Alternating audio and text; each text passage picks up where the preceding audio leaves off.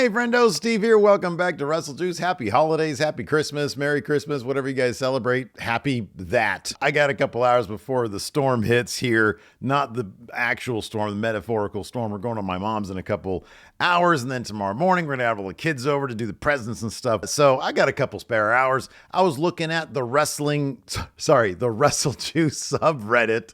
Reddit Juice, WREDDIT Juice. We got 850 members over there now, so be sure to go hit us up on the Reddit Juice and post stuff that you want to see me react to. Today I'm going to react to some Reddit Juice stuff, but the first thing I'm going to react to is something that I posted on the Reddit Juice, and I thought this was interesting. I saw it over at the WWE Vault channel. It's been making the rounds. It's a short that they uploaded that I know a lot of you in the Wrestle Juice community might have, maybe, just maybe, have thought of me when you saw it, because WWE Vault channel, which is a really cool thing they've been doing since like May of this year, and I suspect that in some way, shape, or form, it's going to kind of replace the like meat of the WWE Network. Of course, January 1st, the WWE Network is going to be no longer a thing at all internationally speaking. Of course, it hasn't been a thing here in the United States for quite a while, ever since the Peacock deal.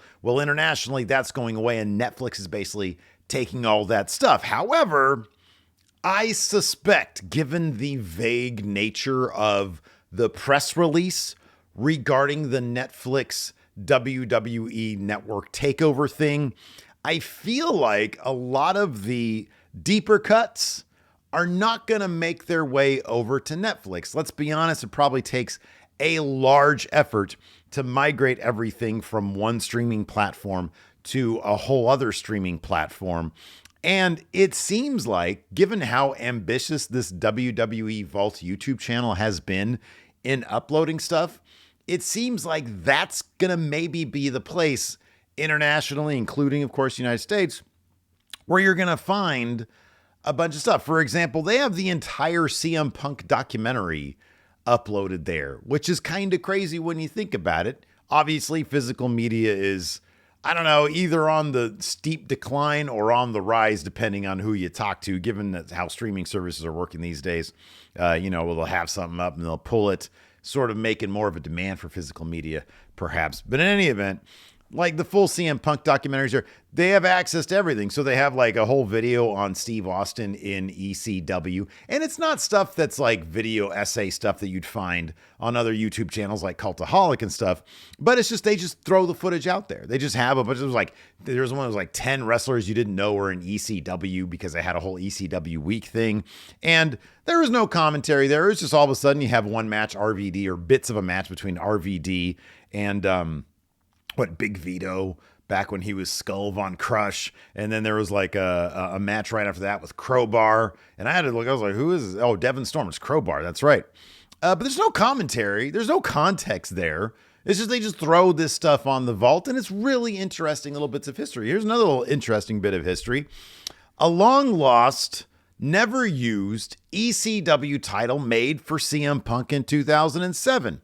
Now, I'm not going to, because of copyright reasons, show the actual video as it plays, because there's not really even a whole lot of info here in the comments. So here's the still here that I'm going to show you guys. This is apparently according to, I met this guy, by the way, ages ago. Me and Larson, back when we actually used to get invited to press events for the WWE 2K series. We went out to Stamford because that's where they held, in this warehouse where this guy is right here. It's where they held like all the game testing stuff, not testing, but the early playthrough stuff, where we can bring our capture devices, our computers and stuff like that, hook it up, and then capture a bunch of footage. So whenever like 2K footage, like the Assemble 2K channel, you guys know Matt, whenever he shows off early footage from the game, I think this past year he was invited to the thing where he got to play it. We are not invited anymore. For y'all who know the reason why, you guys know the reason why. I think I burned a couple bridges last time I was there.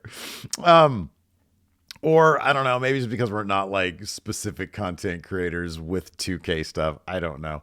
In any event, we were invited out to the warehouse and we had a tour of the warehouse. And so we got to see all sorts of cool stuff. Like I got to see in person the SmackDown Fist.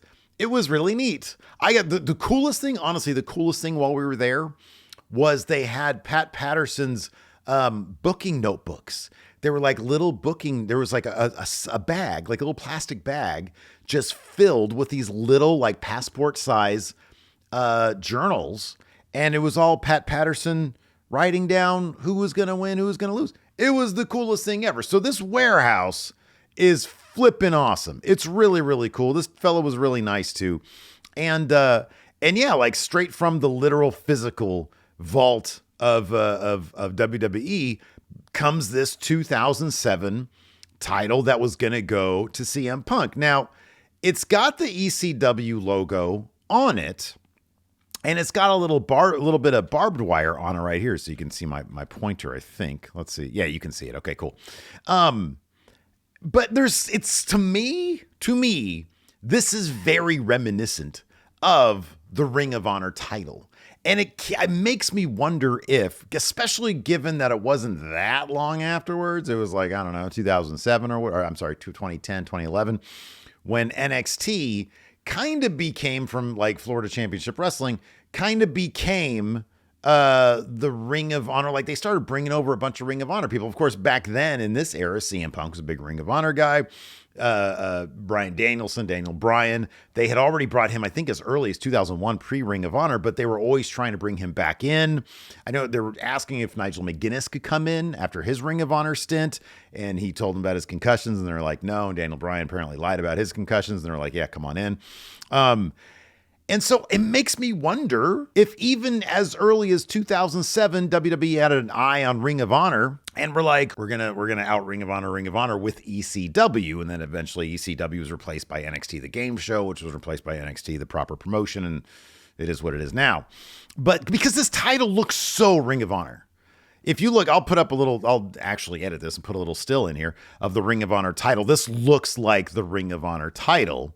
And I have no idea why they didn't use it. He didn't explain why they didn't use it. He said instead they went with the fancier, larger, like Eagle title. I guess once at a certain point when they were like, yeah, we're going to have, whatever. I don't know who was carrying it after then, like Christian, Matt Hardy, whatever. They turned into like, I think more of a slick, proper, WWE type wrestling championship. But this right here, I like this in its simplicity. I like it in its sort of Ring of Honor-edness. And given that ECW at this point really was starting to get away from there was no way that WWE's ECW would be able to do sort of the hardcore stuff very much longer or even at all compared to what they used to do in ECW back when Heyman was running it. It kind of makes sense that they would, start to migrate towards more of a Ring of Honor centric type programming if that was what they were going to do. But yeah, I don't know. I like the title. This is nothing that I would ever look, if here's one thing, like if I contact my guy in Pakistan, maybe he would be interested in pumping out one of these things. But I don't know that I would buy it. It's really cool in terms of historical context. And I kind of feel like if they had busted this out and actually had succeeded with ECW on WWE programming, maybe it would have had a decent run. But I don't know, just kind of a cool. That's why the WWE Vault is just a really, really cool channel that they've got going now. And like I said, I kind of feel like it is going to be the thing that replaces WWE's network stuff in case if they don't want to, for example. Right now on Peacock, you can find, if you're in the United States and on WWE Network, a bunch of old Jim Crockett stuff, a bunch of old NWA territory stuff, like Smoky Mountains there. There's a lot of some Mid-Atlantics there. A lot of stuff from the territory days is there. I don't see them migrating that over to Netflix. I just don't. I mean, it's a lot of effort and nobody's going to watch it. But I feel like that stuff will eventually land on the WWE Vault. If there was one place that I wouldn't mind working within WWE, it would probably be on that Vault channel because that's actually really, really cool to have access to all those tape libraries and be able to pick and choose what is going to go there. It's actually pretty neat. I mean, they had like a never before seen match between like Triple H and Tajiri recently. And a lot of people are pointing, oh my God, look at Triple H is like doing proper like chain wrestling and keeping up with the Tajiri and shit like that. So I don't know, just kind of cool. You know, it's a good looking title right here. Kind of, you know, very Ring of Honor vibes to it. It makes you just kind of makes me wonder how much on the radar were they in terms of being influential within WWE beyond the wrestlers that they were bringing in, because clearly they had an eye on the wrestlers there. So I don't know, pretty interesting. I saw this also. This was very nice, given that it's the holiday season, especially. JE1996 says, what's your favorite niche Going in Raw Friendo Club WrestleJuice moments? Since Going in Raw's 10-year anniversary is coming to a close, what are some of your favorite memories and niche moments of Steven Larson over the years? It says, personally, Slow Wolfpack is an all-timer, and the Beyblade Nativity story was hilarious. Also, pre-WrestleJuice rebrand, the Sniper Elite 3 butthole shot video is always a personal favorite. Yeah, before I was doing WrestleJuice here, it's still in the video, it's still here on the channel. I was just doing like a lot of random shit. One of the first ones I did was a Sniper Elite 3 video where I was just shooting people in the assholes. And he says, can't believe I forgot this. The dad cast with ETC guys was comedy gold. And I was listening to it with the girl that would make me go, oh man, for the first time. One of the weirdest things about being a content creator, YouTube guy, whatever you want to call it, is what I do, professional clown, is being a part of people's lives that in ways like that I had no idea that was a thing. I can, you know, because I get people saying, oh yeah, you know, you watch you guys when I was back in, you know, middle school or junior high or whatever, or high school. And now they're like grown ass adults because we've been doing it for way too long. But this is wild that this guy claims that he was listening to something I did while he was losing his virginity. That is wild. Wasn't watching a movie, wasn't listening to an album. He was listening to me, Larson, Ricky, and Elliot. That is hilarious. But this is very nice, and there's like 22 responses here. I'll go through them here in a second, but this was like, yeah, so 10 years of going in Raw, and then next year, 2025 is our 15th year working to, actually, this is our 15th year working together as well, because in 2009 in July is when I got the call from Larson to come and do some voiceover stuff for Machinima. And then I think it was like February of 2010 when we first did, 10 for the Win, something like that. So yeah, it'll be 15 years since 10 for the Win started. Hugo Longheavy says there was one time that Steve misspoke and said, I was born young, which I joke to myself all the time about people being born old, and I wish it became a running joke. K Spark says, I remember when the guys were trying to do shorter videos every weekday around 2017, and they would do a power rankings segment. I always loved it when they cut to Larson super close to his face and he would say power rankings, which always got me. Mecha Santa from the Fun Wrestling days. Steve's make everything bald with a mustache arc. Oh, Joe is cool says, as a person who's bald with a mustache myself, I found it confusing but funny. The Brock versus Goldberg Survivor Series 2016 live stream reactions, and Dan Nerd Cubed on WrestleMania 32 is golden to me. The time Steve talked to Triple H on the phone to prove it wasn't him doing a voice. The Punk Daily moshing, the purple phone fiasco. It's wild. Like having done this for so long. Oh, is this my guy? That's my favorite one. Boy, I laugh so hard at that. Doing this so long, having so many in-jokes, having so many memories, and so many of these, like a couple of these I plumb forgot. I was like, what is that even? And I really appreciate that we were able to, you know, add some laughter to some people's lives, and they remember it.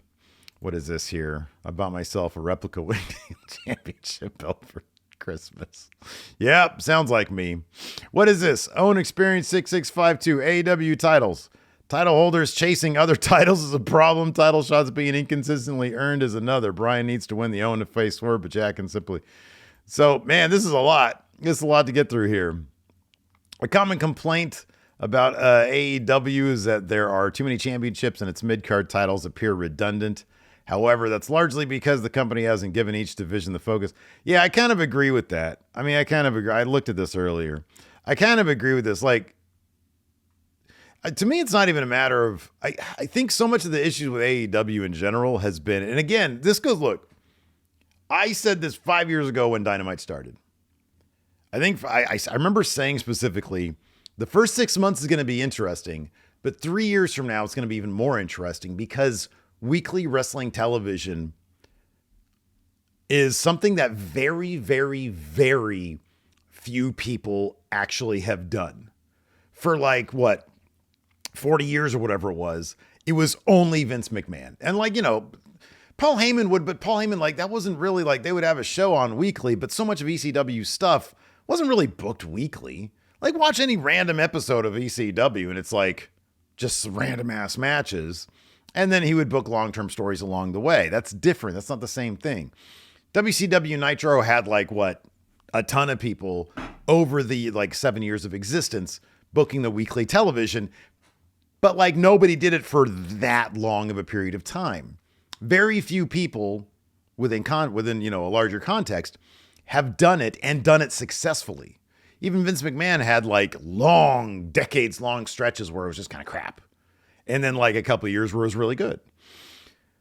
So I think it's always been kind of like a wait and see. Is this going to be sustainable? Because Tony Khan doesn't have experience doing it. Hardly anybody has experience doing it. For the people who really like AEW, that's awesome. That's great for you. However, the reason why they're bleeding fans is because the storylines just, the television just isn't that compelling. Maybe losing Rampage will help. I've noticed that things have been happening a bit more on Collision lately. But I think they've got the right cast of characters. I think the roster is really, really outstanding. The wrestling writes itself. The wrestling is really, really outstanding. But it goes to show that if you want to build an audience and justify to Warners that in 5 years you're going to want another big, or 3 years, whatever it is, that you're justified in getting another big contract, meaning is this company going to be around in 10 years? You need to create compelling television. And given the size of the audience, it seems like that's sort of going down, down, down. That means the television is not that compelling. And that's what I've noticed with AEW. There's plenty of things that I like about AEW, but the one thing that it does lack is long-term focus. And I think a lot of what this essay right here is talking about is they will have a storyline. Somebody will go in for a title.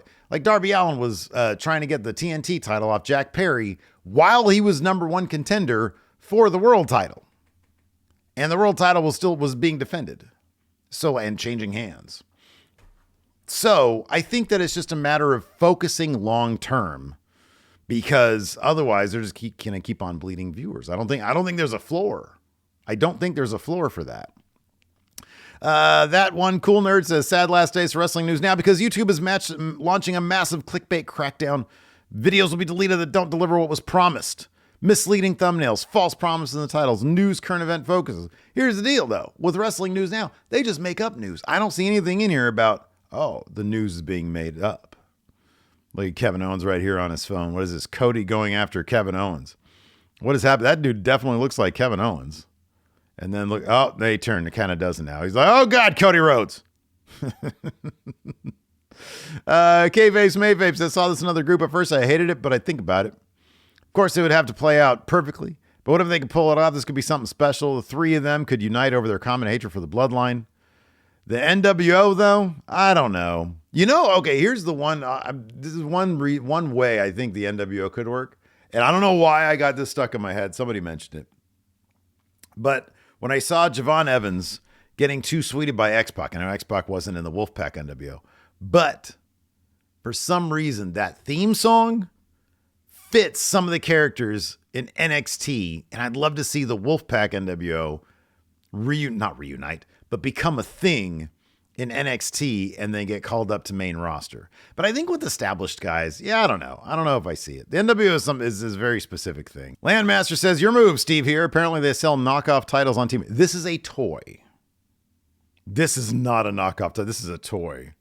$96? Yeah, man. This clearly is a toy. somebody's getting ripped the fuck off here. Look at this face right here. So I don't think I'm not going to show any of this footage because it's New Japan. In fact, I'll probably get copyright stricken just for having a still here because they're crazy about their copyright stuff. But this right here, it says son of the Pakistani belt maker. Says the WWE fans not ready for a Cody heel turn. Can't wait. This promo right here, get on the Reddit juice just to watch this. Cody as a heel was fucking awesome. He was great. Him and Brandy next to him, they were hilarious. They had amazing chemistry as a heel couple. Cody was a tremendous heel promo. If they go this route with him, it will be awesome. I feel like he makes way too much money for the company as a good guy, and he's like the Make-A-Wish guy now, I think. So I don't know if that's going to happen anytime soon, but it should at some point because Cody as a bad guy is a ton of fun. Anyways, that's going to do it for this edition of Wrestle Juice. Happy holidays. Be safe. Enjoy time with your family. Or if you can't stand your family, stay away from them. Who cares? It's your time. This is your time of the year. We're heading into 2025, focusing on us, right? Anyways, hit that subscribe button. Hit that thumbs up. Thanks for hanging out, everybody. Appreciate it. Till next time. We'll see you guys around.